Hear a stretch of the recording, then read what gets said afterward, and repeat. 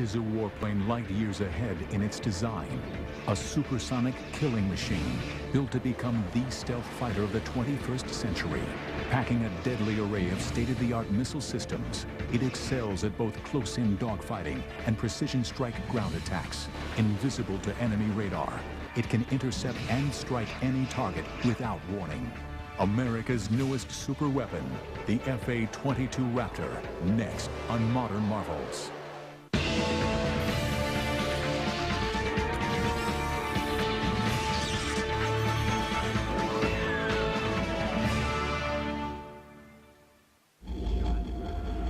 (1981).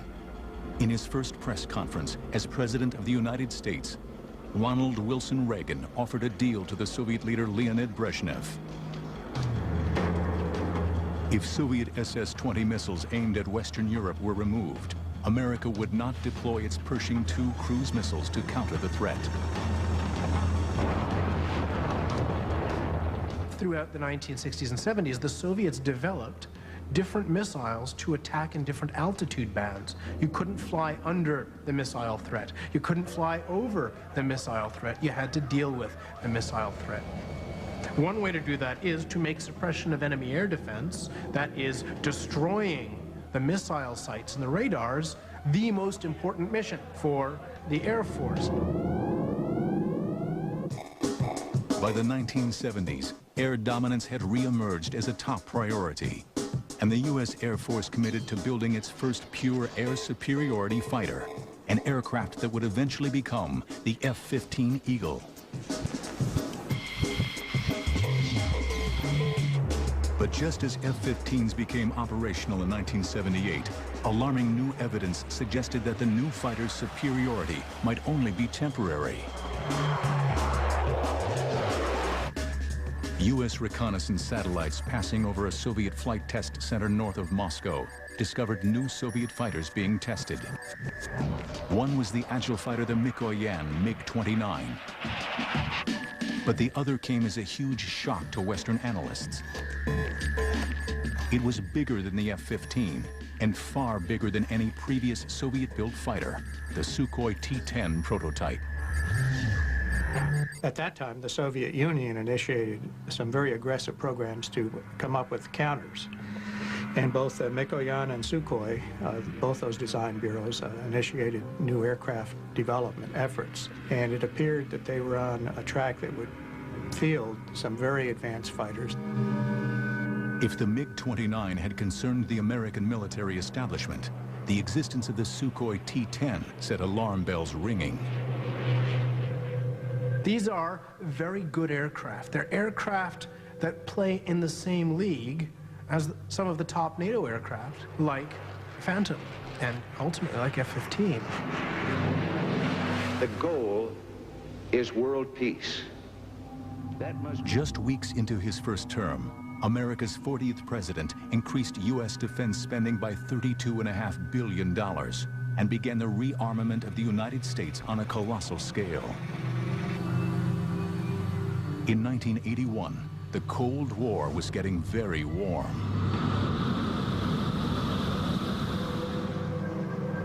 As Reagan and Brezhnev squared off, the U.S. Air Force concluded that it urgently needed a replacement for its F-15, an advanced tactical fighter, or ATF, that would have no equal.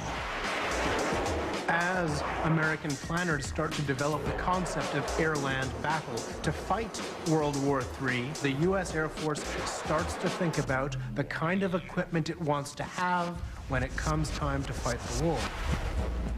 At that time, in the secretive black world of advanced military aviation development, one technology had emerged at the forefront: stealth.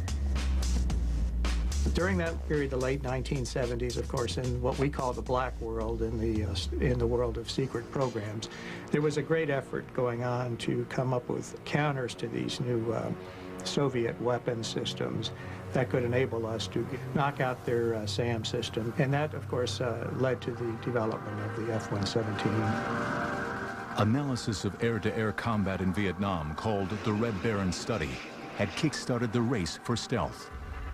An operational analysis study showed that in Vietnam, that most aircraft were killed by other aircraft that they hadn't seen. So from this, you get the idea that if the aircraft isn't seen, it has a tremendous advantage. Air combat data from World War II and Korea reinforced this need for invisibility. So from this, in a process of operational analysis, the U.S. Air Force learns that what you really need to do is be invisible to the enemy. And that means that an aircraft is designed to be as near as possible invisible to an enemy fighter aircraft. Its geometry is designed to give it a very low profile, that is to make it very invisible to an oncoming fighter aircraft using high-frequency fighter aircraft radar. The principle of stealth technology is to literally make an airplane invisible to the enemy. An aircraft's shape must reflect incoming radio waves away from the enemy radar rather than towards it. To further obscure the warplane's visibility, an aircraft is then covered in materials that absorb radar signals. In turn, this reduces its visibility on a radar screen. Leading the way in stealth technology was Lockheed Martin's Skunk Works.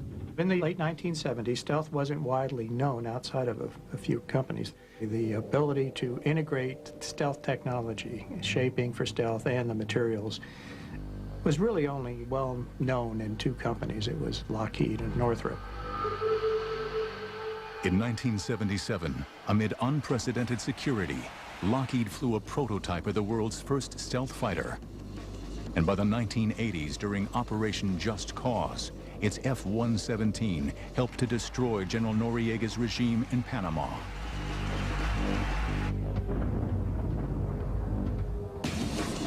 Now, the U.S. Air Force decided that any new fighter must incorporate stealth technology and identified two other areas in which a future air superiority fighter should excel.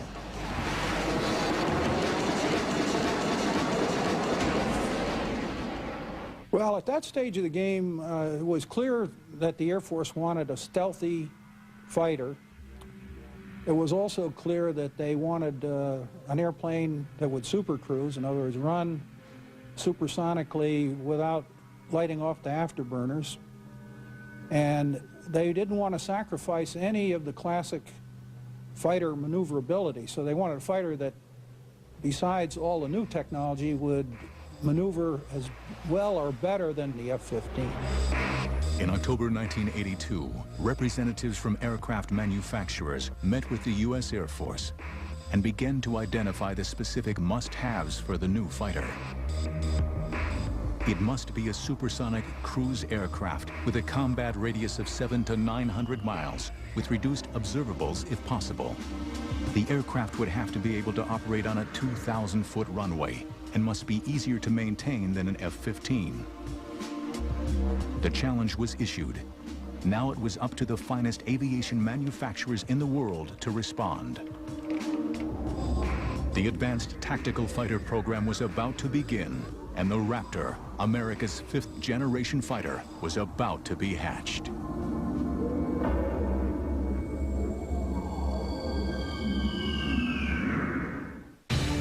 The FA-22 Raptor is so stealthy, it appears the size of a bumblebee when detected by radar, even though it's more than 62 feet long with a wingspan of 44 feet. Modern marvels will return in a moment. To me, game day is the most important day of the week. It doesn't matter if it's the big game or tossing the ball around in my neighborhood. I believe that my performance is a reflection of how I take care of myself and how I want to live well. GNC Mega Man Sport Multivitamin helps me do just that. It's balanced nutrition in a proprietary sports blend, enhanced with antioxidants, prostate, and heart support, plus key amino acids, the building blocks for healthy muscles. Game day starts with my Mega Man Sport Multivitamin from GNC. Live well. Okay, on the three-course menu, I'll have the green bean fries, the ribs, and the Oreo cake. Oh, no, wait, the bruschetta chicken parmesan, mahi-mahi. Maybe I should do the turkey burger. Friday's three-course menu is back with 210 possible combinations to build your perfect meal. Choose from 5 awesome appetizers, 14 amazing entrees, and 3 delicious desserts. Just $12.99. Only at Fridays. Which is why we use the turn signal. All right, who can tell Mr. Leffler why it's dangerous to go fast? The faster you go, the less control you have over your car. Very good, Mr. Edwards, which is why... Well, yeah, because last year at Charlotte, going about 175 off turn 4, Casey got real sideways and just T-boned me right in the door. If I'd have backed it down to, say, 150, 140, he'd have missed me completely. T-boned you. Well done. The NASCAR Busch Series on ESPN2. Season begins Saturday at Daytona. No one of our age has ever taken power, so we're too young to realize that certain things are impossible. I'm going to take on the slave trade. Do it. Throw their filthy ships out of the water. You have passion. That matters more. No matter how loud you shout, you will not drown out the voice of the people! From the makers of Ray comes the first must-see film of the year. A sweeping epic, says Jeffrey Lyons. It's triumphant. Amazing Grace. Rated PG. Opens in theaters everywhere February 23rd. America's changing shape with Dexatrim Max 2.0. Now in 2 delicious new flavors. Gives me and my water a boost. Size 8, here I come. Helps curb cravings. A healthy way to max out your weight loss. Dexatrim Max 2.0. Max out your water. Sunday, the rules will be broken. Iconic predators will fight for their lives, threatened by outsiders, their environment, and arch enemies, because even the invincible are vulnerable. On Planet Carnivore, Sunday starting at 8 on Channel 276, the National Geographic Channel. Dare to explore. Cold sores are gonna clear up. Put on a happy face. Want them gone fast? Get Herpecin L. Unlike other treatments, it helps heal lips fast, soothes skin, and protects lips. Herpecin L. Just put on a happy face. Forensic science meets history to turn myth back into man. We want people to discover the real George Washington. We are using laser technology. A groundbreaking 2-year investigation ends the search for George Washington on Save Our History. Saturday night at 10 on the History Channel. Brought to you by Lowe's. Let's build something together. They were never trained for this. You don't get scared. You get scared afterwards. Their hardware wasn't built to take this kind of firepower. We could rough them up a little bit. It's going to take everything they've got. And that's when we knew that this is it. This is a fight to the finish. Death of the Japanese Navy on Dogfights. Next on the History Channel. We now return to Modern Marvels.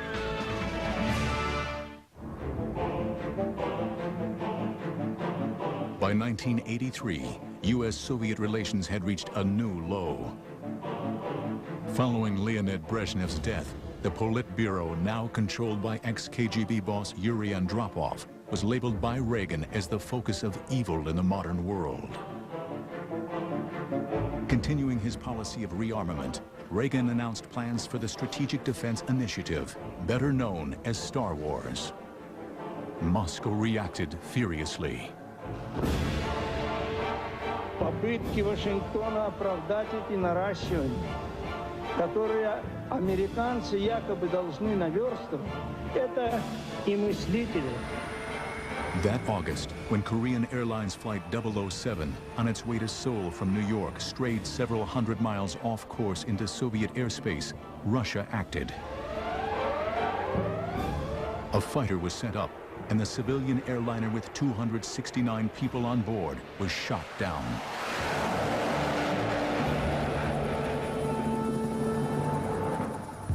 The shooting down of KAL-007 sent shockwaves around the world, straining international relations almost to a breaking point.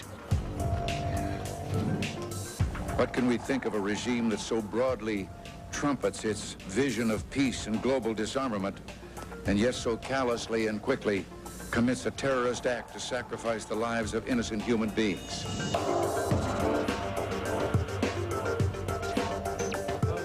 Reagan's reaction to the crisis strengthened U.S. conviction that stealth would now be the prime requirement for America's new fighter. Some senior people in the Pentagon looked at the stealth requirements and decided they were inadequate, and they radically changed them. So stealth became a really major, dominant requirement in the program. In this politically charged climate, the U.S. Air Force created its Advanced Tactical Fighter, or ATF, System Program Office. Based at Wright-Patterson Air Force Base in Ohio, Colonel Albert C. Piccirillo was placed in charge of the division. One of the things we really wanted was the ability to leverage stealth in a high-performance fighter. And we also wanted this high-performance fighter to still be capable of good close-in, within visual range maneuvering capability. In fact, we wanted more than just existing capability in some areas.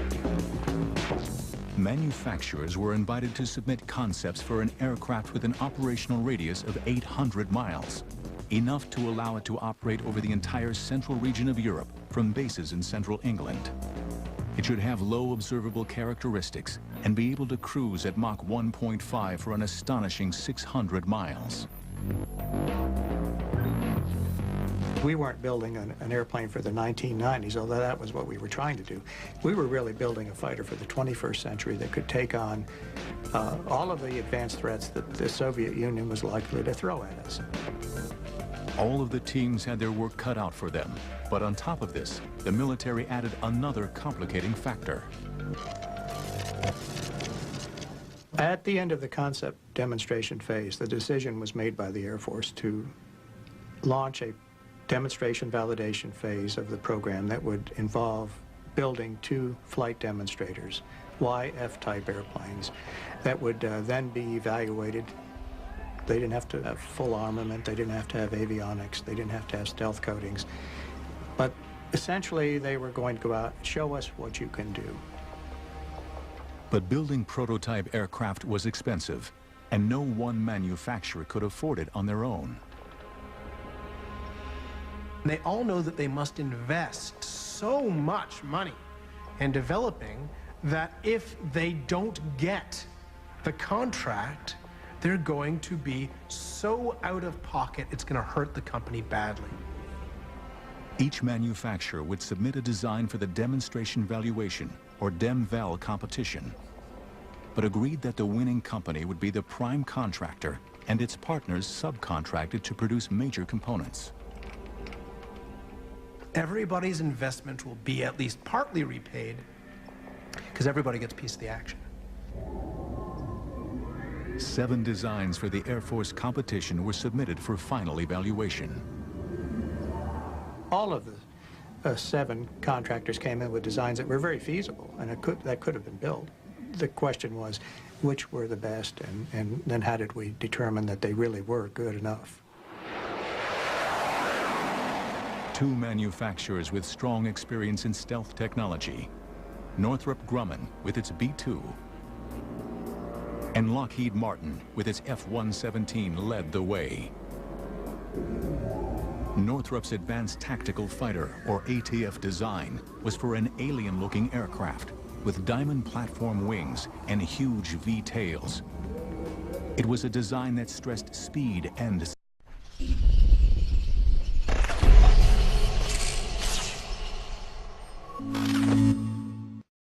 stealth. Northrop came in with an airplane that really, from the very beginning, looked just like the YF-23 that eventually was built and flown. Lockheed's entry echoed that of the F-117. Its vectored thrust, arrowhead shape, trapezoidal wings, and 4 tails ensured that the aircraft would be maneuverable. The fact was that Lockheed and Northrop had significant advantages in the fact that they had built stealth aircraft and flown them. There's a big credibility factor there. On October 31st, 1986, both Lockheed and Northrop's ATF designs were declared the winners. Under the terms of the DEM-VAL competition, each team would build 2 aircraft. At the end of the process, one of 2 designs would become America's new advanced tactical fighter. Costing billions of dollars, the new fighter would make a technological leap into the 21st century. The FA-22's radar system gives the aircraft a first look, first shot, first kill capability. That means it can see an enemy plane first, fire a missile and destroy the target without the pilot ever knowing. Modern marvels will return in a moment. They were never trained for this. You don't get scared. The Soviet Union, the shapes of the two rival designs were finally unveiled. And now, ladies and gentlemen, I proudly present to you the YF-22A, prototype for U.S. air superiority in the 21st century.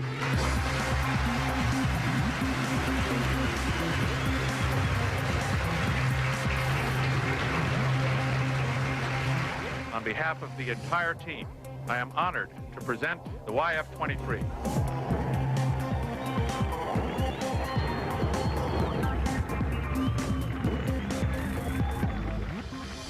Northrop's version, called the YF-23, closely resembled its original design.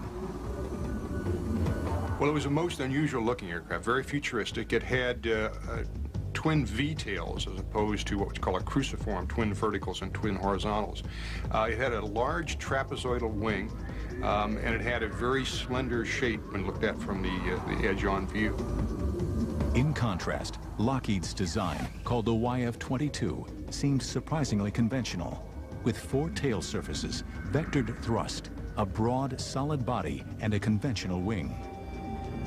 But unlike Lockheed's other stealth aircraft, the F-117, radar-absorbent materials were not applied over the whole of the FA-22, but used selectively on its edges, cavities, and other crucial surface areas.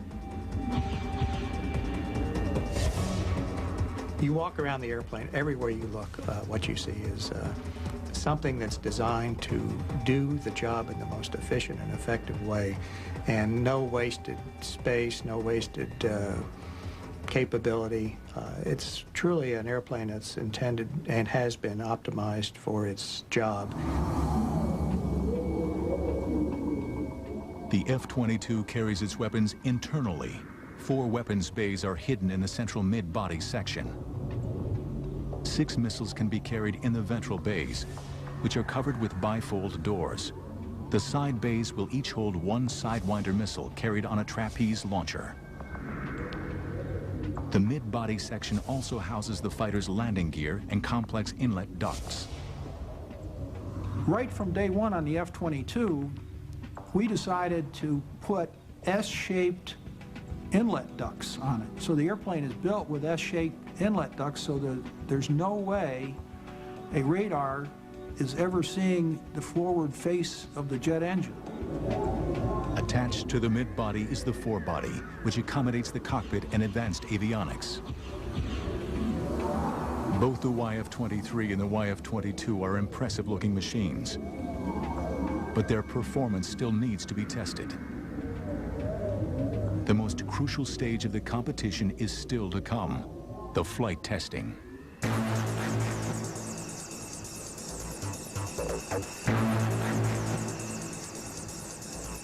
Northrop was first in the air. In August 1990, the YF-23, flown by Paul Metz, went airborne.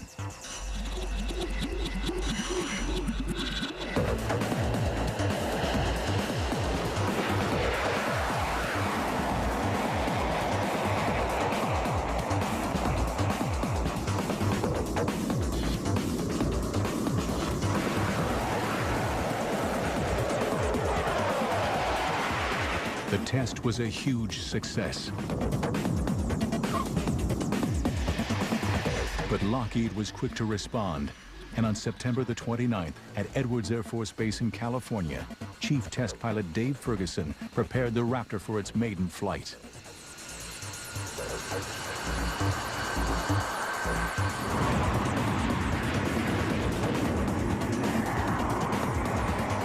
And I felt the only thing in this airplane that's ever flown before was me. And I think in the back of my mind I was saying, please fly, when I pulled the nose up, and it just lifted off.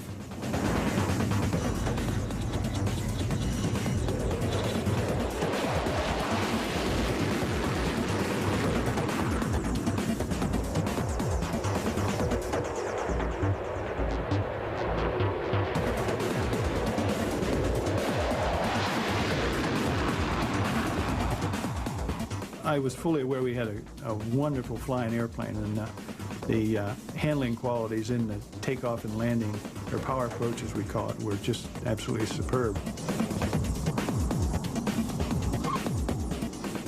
When I landed and Sherman met me at the airplane, I said, "Hey boss, we really have a winner here." The way the F-22 performed was no surprise to anybody who was involved in the program, not at all. I mean, my money has been on the F-22 from early 1985, and it'll be there till I'm gone. Over the next 3 months, the Raptor underwent a whole series of tests. The Air Force required both teams to give them performance projections, and then they were going to actually compare that with what the airplanes actually did in flight, subsonic, supersonic, at different altitudes, and so forth.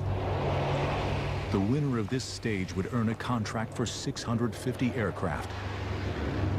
The decision would hinge not just on what the contractors promised, but on the Air Force's confidence in their ability to deliver. We expected to get a lot of flying done in the 90 days. We actually got 72 flights out of 2 airplanes in 90 days. And that is about as good as you can do. During flight testing, the Raptor had beaten Northrop's YF-23 in a number of crucial performance areas. We focused on the supersonic testing, including supercruising, and we did something that Northrop didn't do, and that is we did launch a couple of missiles. We launched a Sidewinder out of the internal side bay on our prototype airplanes, and we launched an AMRAAM, long-range air-to-air missile, out of the internal weapon bays. The YF-22 had clearly shown that in every category, it was far superior to any existing fighter. The Air Force was very impressed by what Lockheed had done. Their flight test program was very aggressive. They flew hard and fast. They flew many more hours and sorties than Northrop did. And all of that gave the Air Force confidence that they knew what they were doing, high confidence, and they could build a superior airplane.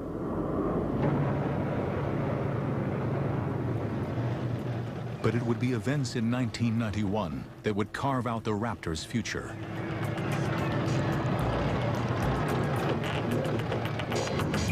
"22 minutes after midnight on January 17, 1991, Lockheed's stealth F-117 spearheaded U.S. strikes against Saddam Hussein's regime. The performance of Lockheed's stealth bombers during Operation Desert Storm gave the company and its aircraft some priceless publicity. I think clearly Lockheed was benefited in 1991 by the Gulf War, where the F-117 was a star performer. And there were skeptics of stealth, even as late as that. That had to be beneficial to the program.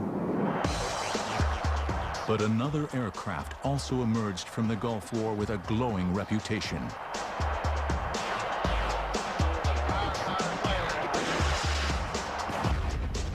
The F-15, the aircraft destined to be replaced by the ATF, emphatically confirmed its status as the foremost air superiority fighter in the world.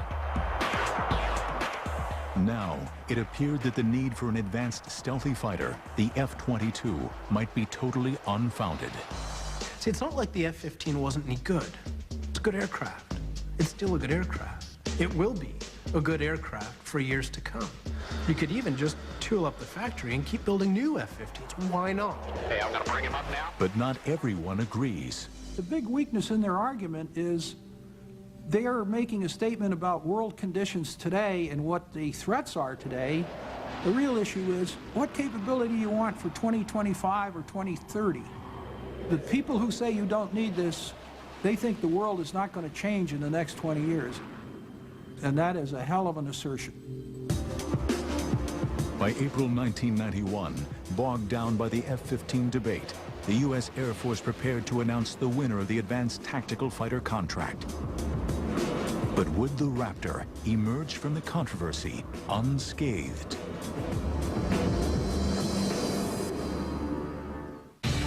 The FA-22 is the first fighter aircraft with the ability to supercruise. That means it can fly at a velocity of 1.5 times the speed of sound or greater without needing to engage afterburners. Modern marvels will return in a moment. Lockheed announced that it intended to locate the F-22's headquarters in Georgia, where the Raptor's forward fuselage would be built.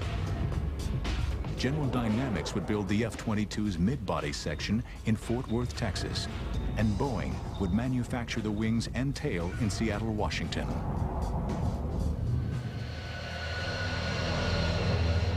But just 8 months after the contract was awarded, the program hit its first major snag. We lost one of the YF-22s. Fortunately, the test pilot, who's a good friend of mine then and now, walked away unharmed. During preliminary testing, the unthinkable happened. A YF-22, flown by Tom Morgenfeld, crashed just after takeoff. As this unique footage shows, the aircraft's thrust vectoring system forces it to belly land on the runway. A key element of the Raptor's design, thrust vectoring, uses movable exhaust nozzles to alter the angle of thrust from the two Pratt & Whitney engines. As the Raptor makes its low-level flyby, Tom Morgenfeld keeps the stick forward to keep the nose down. But as the landing gear is retracted, the thrust vectoring engages and pushes the aircraft towards the tarmac. As the pilot struggles to correct this change in direction, the Raptor seesaws. The fundamental error there had nothing to do with the airplane. It had to do with the fact that you don't fly a green airplane and fly it at low speeds, at low altitudes. The cause of that accident was stupidity on the part of the management. It had nothing to do with technology. Despite the loss of the stealth aircraft, the program had achieved its major goals. 10 million man-hours of analysis, 4,000 hours of radar testing, and hundreds of hours of flight testing had gone into the development of the aircraft, even before construction was given the go-ahead. In fact, the F-22 accomplished more flight testing than any other fighter prior to full-scale production. The first FA-22 built for the U.S. Air Force was unveiled in a ceremony on April 9, 1997, at Lockheed's headquarters in Marietta, Georgia.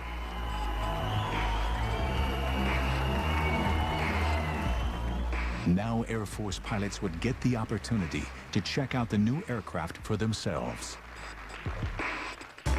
I would call the Raptor the Miss America of all aircraft. It's got the talent, it's got the bikini contest won, it's beautiful, it's got all the capabilities. It really wins the show in every aspect.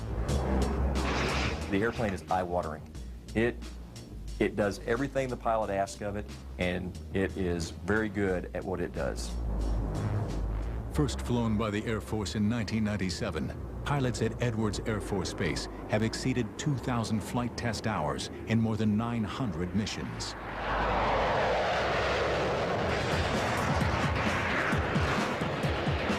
The first time I went out, one FA-22, me, against 4 F-16s. And they told me what they were going to do. They were going to do everything possible to defeat my systems. And I watched exactly what they did the entire time and shot them off. It was almost too easy, and I was almost laughing in the cockpit. A key breakthrough in the Raptor's design, its advanced cockpit and integrated avionics systems. But I think really where the Raptor gets its amazing capability is the fusion of all of the different sensors on the aircraft. You have a tactical scope that combines the information of all the other sensors on the aircraft into one display for the pilot. So as a pilot, you don't have to sort through the radar or another sensor to see what's going on around you. Information is power, and the way this airplane displays information to you, it gives you knowledge of the battle space. It's all about seeing what's out there in front of you and being able to make decisions about what to engage, when to engage, and how to engage it. I'd say integrated avionics does two things for me. Number one, it makes me a lot safer. It gives me less chance to crash my jet. It also makes every pilot who flies this aircraft more deadly. Instead of having to do 6 or 8 steps to achieve a kill, you really only have to do one. The Raptor carries a formidable array of ordnance. All of the Raptor's weapons are housed inside the aircraft. 2 bays at the bottom of the plane use a pneumatic-style hydraulic launcher that literally punch the missiles or JDAMs out of the aircraft with a force of 40 Gs. And 2 side bays house air-to-air missiles. Here, a trapeze launcher moves the missile outside the airframe very rapidly, a fraction of a second before the missile is fired. And to complement the Raptor's armament of 8 missiles, the fighter also has a gun. At one point in the evolution of the Advanced Tactical Fighter program, the U.S. Air Force had raised the question of eliminating the gun to save weight. I think that the designers of the F-A-22 realized mistakes of the past, like the F-4 initially being designed without a gun, and realized that you should never say never about a threat that you're going to face or a situation you're going to find yourself in. And so the Raptor has designed itself a gun. Will anybody get close enough for us to use the gun? Well, hopefully not, probably not. By the late 90s, pilots in the Raptor program were convinced that their aircraft was made of the right stuff and would easily be able to outperform and destroy any other fighter in existence. It is the sum of the parts that makes the F-A-22 so capable. Probably most important in my eyes is the stealth. Having an aircraft that nobody can see is just a tremendous, tremendous advantage. The speed, the maneuverability, the precision, all those factors are incredible also. So when you put everything together, the Raptor is just incredible. But this belief was exclusively based on controlled flight and missile firing exercises. What the Raptor's pilots really needed was combat experience, and they were about to get it. America's untested 5th-generation stealth fighter was about to go head-to-head with a combat-seasoned air superiority fighter, the F-15 Eagle. The Pentagon recently estimated that the total development and production cost of its current plan for 279 Raptors would come to nearly $72 billion. Modern Marvels will return in a moment. Final 2, Modern Marvels. Before the F-A-22 Raptor enters operational service with the U.S. Air Force in the fall of 2005, it will have completed thousands of hours of vigorous combat testing. But since Desert Storm, critics of the F-22 program claim that the F-15 Eagle, destined to be replaced by the Raptor, already has the attributes necessary to remain the world's preeminent air superiority fighter well into the new millennium.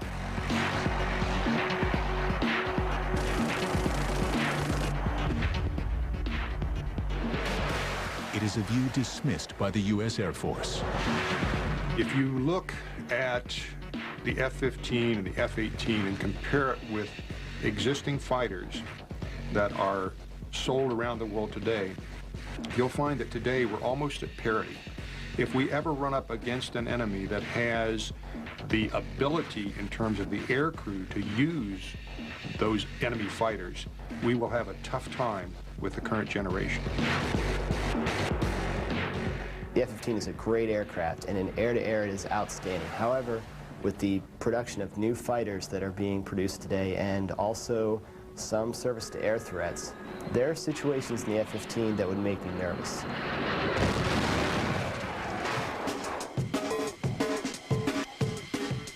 In March 2003, supporters of the F-15 got the opportunity to see whether or not the Eagle was still the best fighter in the sky.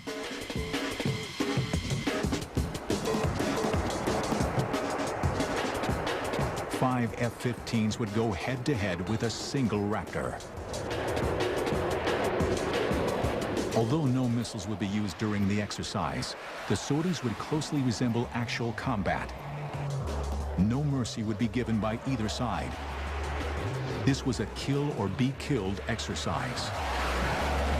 There was 5 adversaries and me, and my biggest concern was running out of weapons too soon. All 5 F-15s were flown by experienced F-22 pilots. One by one, the Raptor brought them down. I could never see them. I never knew that they were there, and I died. You got someone locked? Roll up. I could hear him on the radio calling his simulated missile shots, Fox 2, and knowing that this was getting really unnerving, because I could also tell his range was closing rapidly on me. There, 17,000, splash, splash. I don't think anybody ever saw me the entire time that while we were out in the airspace. Bandit, bandit. Fox. Fox. Could not find him, no matter what I did, and the next time was when he flew directly over the top of my airplane. I saw him visually. Well, in 3, 2, 1, snap. I know firsthand from flying the Raptor against other aircraft and flying other aircraft against the Raptor that it's like clubbing baby seals. It's so easy. The first indication you have that an F-A-22 is out in your area of responsibility is when you are in your parachute heading down towards Earth and your jet is falling a little bit faster than you are. In combat testing with F-15s, the F-A-22 Raptor had emphatically proven its doubters wrong. There have been times when the Raptor has gone up 2 versus 8 against F-15s, and it ends up being boring for the adversaries because no matter what they do, they die. Having flown the F-15 and now having flown the Raptor and seen combat, I would not want to be on the receiving end of what the F-A-22 is capable of. We will take on anything, any combination of the latest aircraft that we can throw at ourselves, and we usually win. To date, 27 F-A-22 Raptors have been delivered to the U.S. Air Force and are in limited operation at Edwards, Nellis, and Tyndall Air Force bases. Many more will follow. The Air Force has agreed to a final production run of almost 300 aircraft. I think 300 F-A-22s will tip the scales of any conflict in our favor. I think that any country who sees 300 F-A-22s flying towards it has got to get a little nervous. Lockheed expects a full production rate of 60 aircraft a year. And with components and parts coming from 46 states, the F-A-22 is truly a national effort.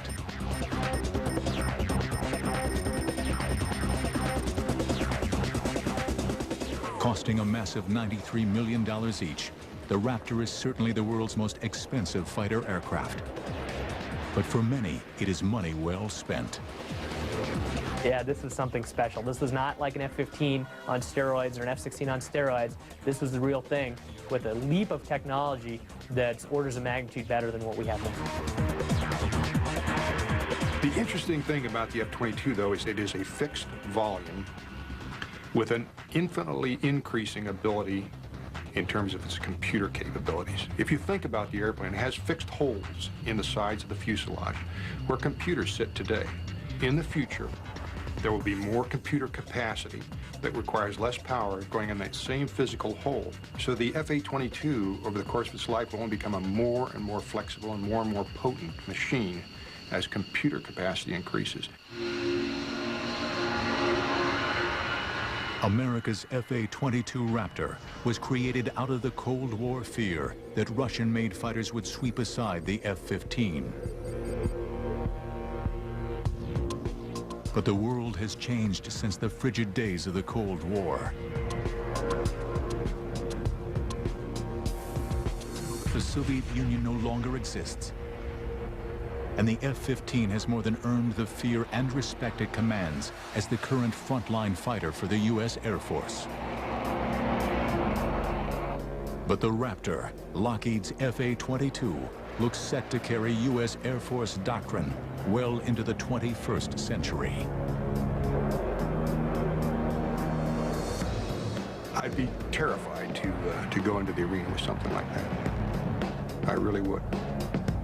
I've been on the receiving end of it in testing and mentally translated myself to what if this was combat, and it is a unnerving and a disquieting feeling to fly in the same airspace with one of these airplanes. I would say that it's not fair to our enemies or even our own technology to fight against the Raptor, but the goal of war isn't fair, that we don't go into combat because we want a fair fight. We want to win as fast as possible with as little loss of life as possible. And the Raptor allows that to do that for generations to come. In today's changing world, there are few certainties. But the rule of the Raptor, America's air dominance fighter over the skies, is one of them.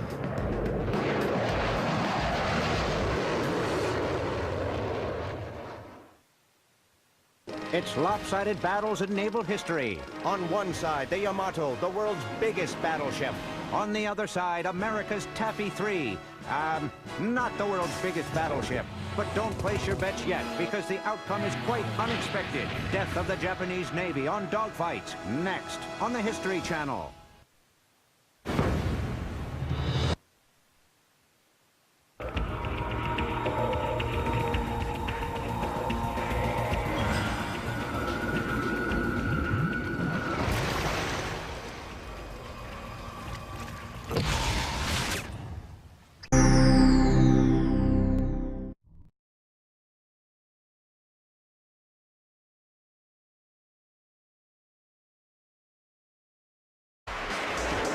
As American planners start to develop the concept of air-land battle to fight World War III, the U.S. Air Force starts to think about the kind of equipment it wants to have when it comes time to fight the war. At that time, in the secretive black world of advanced military aviation development, one technology had emerged at the forefront: stealth. During that period, the late 1970s, of course, in what we call the black world, in the world of secret programs, there was a great effort going on to come up with counters to these new Soviet weapon systems that could enable us to knock out their SAM system. And that, of course, led to the development of the F-117. Analysis of air-to-air combat in Vietnam, called the Red Baron Study, had kick-started the race for stealth. An operational analysis study showed that in Vietnam that most 9 had concerned the American military establishment. The existence of the Sukhoi T-10 set alarm bells ringing. These are very good aircraft. They're aircraft that play in the same league as some of the top NATO aircraft, like Phantom, and ultimately like F-15. The goal is world peace. Just weeks into his first term, America's 40th president increased U.S. defense spending by $32.5 billion and began the rearmament of the United States on a colossal scale. In 1981, the Cold War was getting very warm.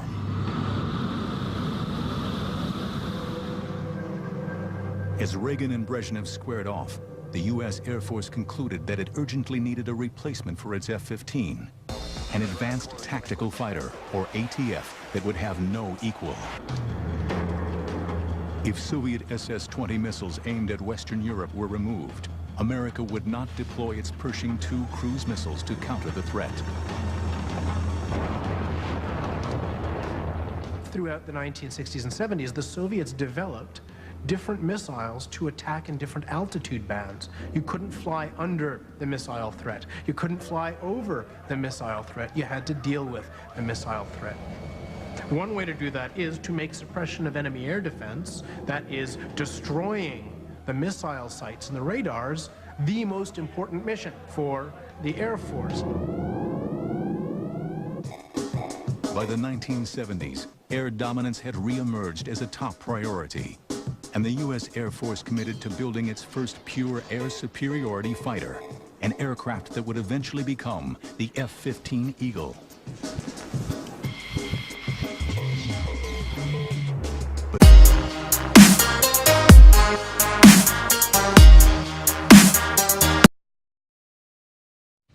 It is a warplane light years ahead in its design. A supersonic killing machine built to become the stealth fighter of the 21st century.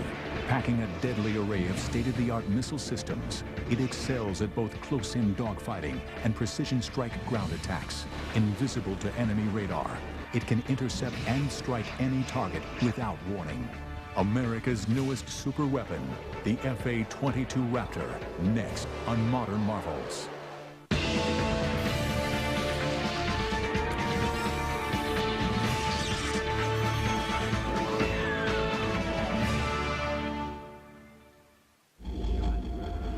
(1981).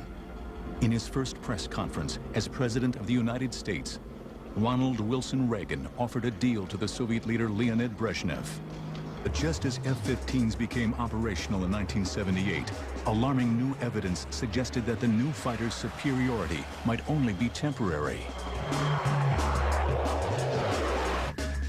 U.S. reconnaissance satellites passing over a Soviet flight test center north of Moscow discovered new Soviet fighters being tested.